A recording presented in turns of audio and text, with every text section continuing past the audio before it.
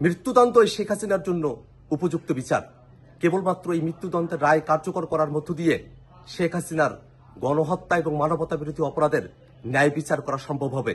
আমরা সরকারের কাছে আহ্বান জানাই, অতি দ্রুত সময়ের মধ্যে আজকের ঘোষিত রায় সরকারকে কার্যকর করতে হবে। এবং ভারত সরকারের কাছে আমরা আহ্বান জানাই যে খুনি শেখ হাসিনা বাংলাদেশের মানুষের উপরে গণহত্যা চালিয়েছে, মানবতা বিরোধী অপরাধ করেছে, তাকে ভারতে আশ্রয় না দিয়ে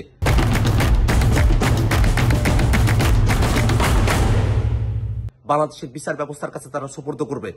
এই বিশ্বের বাসীর কাছে একটা নজির তৈরি হবে শেখ হাসিনার রায় কার্যকর করার মধ্য দিয়ে। শেখ হাসিনা শুধুমাত্র উস্কানিমূলক বক্তব্য দেয় নাই, আজকের বিচারের মধ্য দিয়ে প্রমাণিত হয়েছে শেখ হাসিনা মানুষকে গুলি করে হত্যা করেছে, লেথাল ওয়েপন ব্যবহার করেছে, গোটা বাহিনীকে মানুষের বিরুদ্ধে খুন করতে কাজে লাগিয়েছে এবং মানুষকে সে পুড়িয়ে হত্যা করেছে।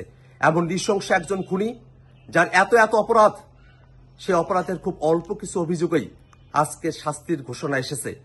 তার বাকি যত অপরাধ আছে সবগুলো অপরাধেরও বিচার হবে এবং এই গণহত্যাকারীরা তাদের শাস্তি কার্যকর করার মধ্য দিয়ে পৃথিবীর ইতিহাসে একটি নজির তৈরি হবে, যাতে করে আর কোনো শাসক, আর কোনো গোষ্ঠী তারা যেন গণহত্যাকারী হয়ে উঠতে না পারে, মানবতা বিরোধী হয়ে উঠতে না পারে। তেমন একটা সময়ের জন্য অপেক্ষা করছি আমরা।